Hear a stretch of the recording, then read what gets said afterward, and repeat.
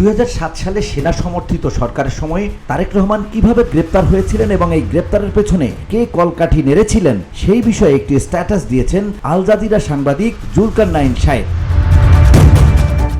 জুলকারনাইন শাহের সেই ফেসবুক স্ট্যাটাসটি হুবহু তুলে ধরা হলো। 2007 সালের 7 মার্চ নিজ ব্যক্তিগত সার্কেলের বিশ্বস্ত সহযোগী নুরুল ইসলাম ভূঁইয়া ছোটনের পরিকল্পনায় গ্রেপ্তার হন বাংলাদেশ জাতীয়তাবাদী দল বিএনপির শীর্ষ নেতা জনাব তারেক রহমান।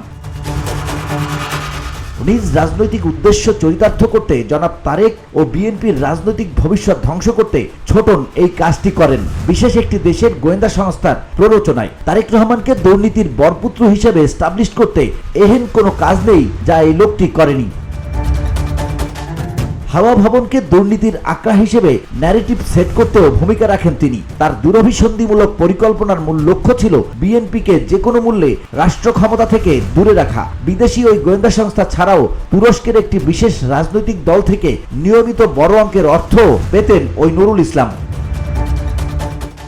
আশ্চর্যজনক বিষয় হলো যে দলটির মূল নেতৃত্বের সাথে নুরুল ইসলাম ভূঁইয়া ছোটন এক প্রকারের প্রতারণা করেছে, যাদের রাজনীতি তিনি বছরের পর বছর কলুষিত করেছেন। স্বৈরাচার হাসিনার পতনের পরও তার এসব দৌরত্ব থেমে থাকেনি।